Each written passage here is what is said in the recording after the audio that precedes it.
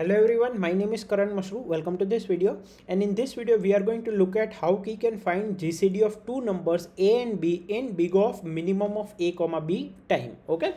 तो सबसे पहले तो थोड़ा रिवाइज कर लेते हैं. What is the meaning of GCD? GCD stands for greatest common divisor. Greatest common divisor. So when we say GCD of two numbers A, B, then it means the greatest common divisors of two numbers A and B. मतलब कि तीनों words को देखो, greatest common divisor मतलब कि एक ऐसा number जो कि डिवाइजर है. कॉमन डिवाइजर मतलब कि मान लो इन दोनों का जीसीडी है जी, तो जी जो है वो ए का भी डिवाइजर होना चाहिए, बी का भी डिवाइजर होना चाहिए. मतलब कि A modulo G must be equal to 0 and B modulo G must be equal to 0. And greatest मतलब कि अगर ए और बी के बीच में मल्टीपल कॉमन डिवाइजर्स है तो उसमें से सबसे लार्जेस्ट वैल्यू क्या है, that is the greatest common divisor. For example अगर मैं एक एग्जाम्पल लूँ 12 और 16 का, तो 12 के डिवाइजर्स क्या क्या है, 1 2 3 4 6 एंड 12. और 16 के डिवाइजर्स क्या क्या है, 1 2 4 8 एंड 16.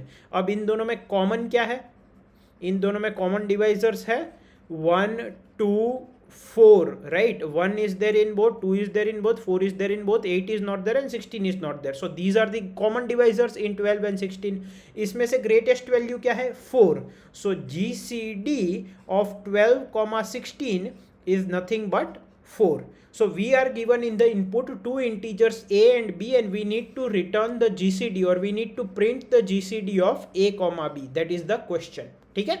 अब यहाँ पे हमें big of minimum of a, b time में करना है, तो ये टाइम कैसा आएगा वो हम समझेंगे. एंड फर्दर वीडियोस में हम देखेंगे कि इसको हम किस तरह से मोर एफिशिएंटली फाइंड कर सकते हैं. ठीक है. ये काइंड ऑफ इसका ब्रूट फोर्स अप्रोच है. अब एक चीज समझो, ए के जो भी डिवाइजर्स होंगे वो 1 से लेके ए के बीच में होंगे, बी के जो भी डिवाइजर्स होंगे वो 1 से लेके बी के बीच में होंगे. तो इन दोनों में से जो कॉमन डिवाइजर्स है, मान लो a इज लेस देन और equal to b. For example if you assume that a is less than और इक्वल टू b, ठीक है, तो यहां पे आप एक बात समझो, अगर मैं नंबर लाइन ड्रॉ करूं, अगर ये है 1, ये है a, एंड अगर मैं एक नंबर लाइन ड्रॉ करूं, ये है 1 और ये है b, ठीक है, तो b के जो भी डिवाइजर्स होंगे वो यहां पे होंगे, राइट, ओके, एंड a के जो भी डिवाइजर्स होंगे वो यहां पे होंगे, राइट. तो इन दोनों के कॉमन डिवाइजर्स तो यहां तक ही होंगे ना.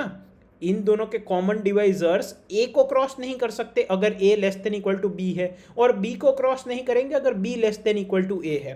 तो इन दोनों के जो कॉमन डिवाइजर्स होंगे, कॉमन डिवाइजर्स वो जो है क्योंकि कोई ए का डिवाइजर 1 से लेके ए के बीच में ही होगा, तो अगर ए से कोई बड़ा डिवाइजर है बी का, मतलब कि फॉर एग्जांपल ए की वैल्यू है 4 और बी की वैल्यू है 16, तो बी का एक डिवाइजर है 8. अब ए के डिवाइजर्स तो 1 से लेके 4 के बीच में ही हो सकते हैं. So any divisor which is greater than a which is in b cannot be a common divisor, right.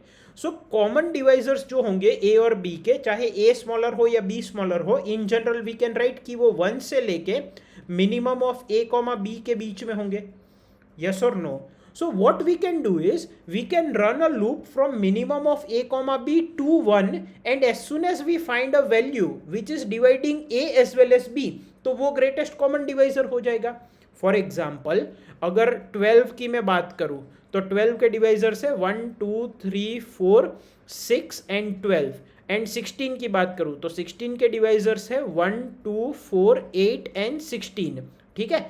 तो इन दोनों में से जो मिनिमम होगा वहीं तक ही, मतलब कि 1 से लेके 12 तक ही कॉमन डिवाइजर्स होंगे. Are you getting my point? So what I am trying to say is हम 12 से लेके 1 तक का लूप रन करेंगे, क्योंकि कॉमन डिवाइजर्स 1 से लेके मिनिमम ऑफ a, b तक ही एग्जिस्ट कर सकते हैं. सो what I will do is 12 से लेके 1 तक का मैं लूप रन करूंगा, एंड जैसे ही मुझे एक वैल्यू मिलेगी which is dividing a as well as b, तो वो ग्रेटेस्ट कॉमन डिवाइजर हो जाएगा. फॉर एग्जाम्पल मेरा लूप जो होगा उसमें i की वैल्यू 12 होगी, फिर 11 होगी, फिर 10 होगी, फिर 9 होगी, फिर 8, फिर 7, फिर 6, फिर 5, फिर 4, फिर 3, फिर 2, फिर 1, ठीक है. तो मैं चेक करूंगा क्या 12 और 16 दोनों को डिवाइड करता है, नहीं। क्या 11 12 और 16 दोनों को डिवाइड करता है, नहीं। क्या 10 दोनों को डिवाइड करता है, नहीं। क्या 9 दोनों को डिवाइड करता है, नहीं। 8 16 को डिवाइड करेगा बट 12 को डिवाइड नहीं करेगा। 7 किसी को भी डिवाइड नहीं करता। 6 12 को डिवाइड करेगा बट 16 को डिवाइड नहीं करेगा। 5 भी दोनों में से किसी को नहीं करता। 4 जो है वो दोनों को डिवाइड करेगा। So this is the first number which we found well moving from minimum of a, b to 1। अब हम ये रिवर्स ऑर्डर में क्यों लूप लगा रहे हैं, क्योंकि हमें ग्रेटेस्ट कॉमन डिवाइजर चाहिए। Are you getting my point? जो जैसे ही हमें एक वैल्यू मिलेगी जो कि दोनों को डिवाइड करती है वही हमारा जीसीडी हो जाएगा, तो हम इसको रिटर्न कर देंगे। अब आप सोचो अगर आप इस तरफ लूप लगाते 1 से लेकर 12, तो 1 जो है वो दोनों को डिवाइड करता है 12 और 16 को, but we do not know कि वही जीसीडी है कि नहीं, क्योंकि उससे बड़ी वैल्यू भी कोई हो सकती है जो कि 12 और 16 दोनों को डिवाइड करे। तो फिर हम 2 पे आए, तो 2 जो है वो भी 12 और 16 दोनों को डिवाइड करता है, but we do not know कि उससे कोई बड़ी वैल्यू एग्जिस्ट करती है कि नहीं, right. So what we can do is, so इसमें हमें क्या करना पड़ेगा, 1 से लेके मिनिमम ऑफ a, b तक लूप लगाना पड़ेगा, and every time we get a value which is dividing both a and b, we need to update it. तो पहले हमें 1 मिलेगा जो कि a और b दोनों को डिवाइड करता है, तो हम आंसर में 1 स्टोर करेंगे। फिर 2 मिलेगा तो हम आंसर में 2 स्टोर करेंगे। फिर 4 मिलेगा तो हम आंसर में 4 स्टोर करेंगे, and so on we will keep going till 12, because हमें नहीं पता कि कोई बड़ी वैल्यू एग्जिस्ट करती है कि नहीं।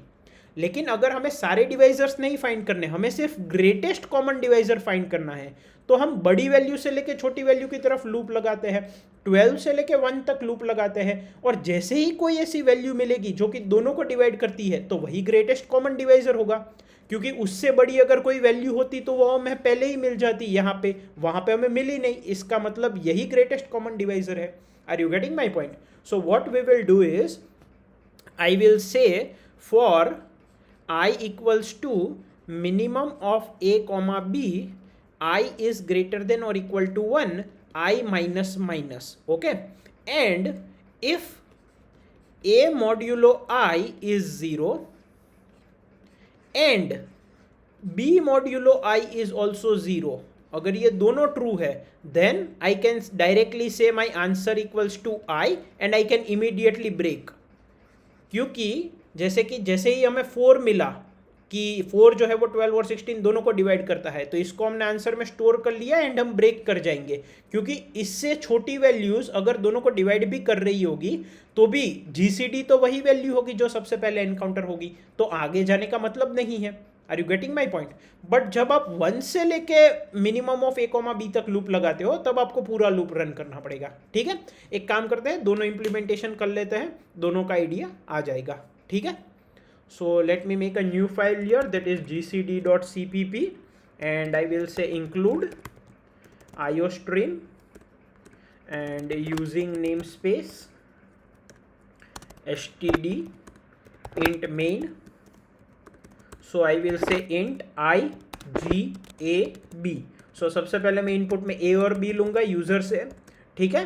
Now I will run a loop for i equals to minimum of a, b, i is greater than equal to 1, i plus plus i minus minus, है ना, and if a modulo i is 0 and b modulo I is also 0, it means I is the GCD, so I can say G equal to I and I will break, and finally I will print G,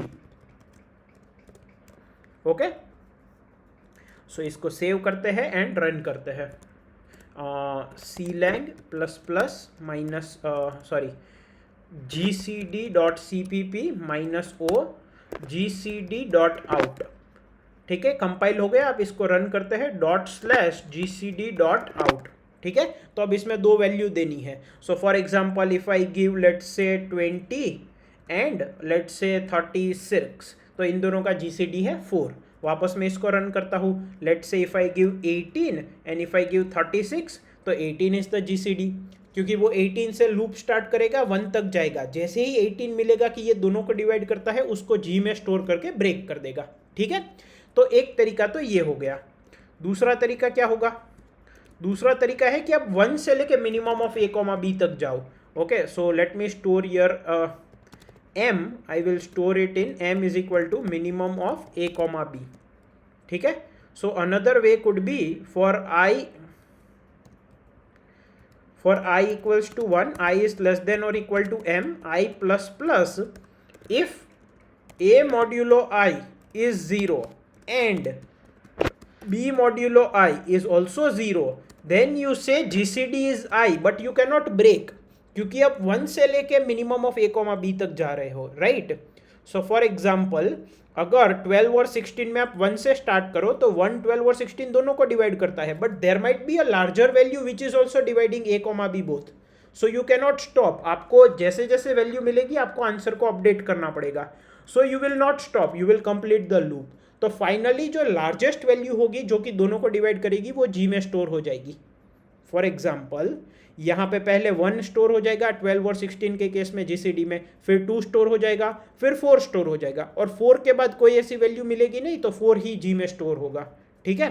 तो सारे common divisors में जो greatest है वो सबसे and में आएगा, क्योंकि हम 1 से लेके m तक लूप लगा रहे हैं. तो यहाँ पे आपको ब्रेक नहीं लगाना, ठीक है, और यहाँ पे ब्रेक लगाना है. So you just print the g at the end. So let's compile it. Compile हो गया, let's run it. Okay, let's me again give 18 and 36, so it gives me 18. Let me run it again. Let's say 12 and 16, it gives me 4. Let me run it again. Let's give some random value and oh, they both are co-prime. इन दोनों का GCD 1 आ गया, इन दोनों का GCD 7 है. ठीक है, ये आप टेस्ट कर सकते हो. तो इस तरह से आप GCD फाइंड कर सकते हो. अब इसमें लूप कितना लगेगा, देखो टाइम कॉम्प्लेक्सिटी क्या लगेगी. आप मिनिमम ऑफ a, b से लेके 1 तक जा रहे हो इस वाले केस में, है ना. मतलब आप बीच में ब्रेक कर रहे हो, बट मान लो दोनों का GCD 1 है तो वर्स्ट केस में आपको मिनिमम ऑफ a, b से लेके 1 तक जाना पड़ेगा. और यहाँ पे भी आप 1 से लेके मिनिमम ऑफ a, b तक लूप लगा रहे हो. ठीक है ना. तो इस अप्रोच की जो टाइम कॉम्प्लेक्सिटी है वो क्या है, it is nothing but big O of minimum of the two values a, b. ठीक है, जो कि यहाँ पे मैंने ऊपर टाइटल में भी दी है. सो this is how you find GCD of two numbers using a for loop from 1 to minimum of a, b or from minimum of a, b to 1. In the further videos we will see a more better, more sufficient approach. Thank you.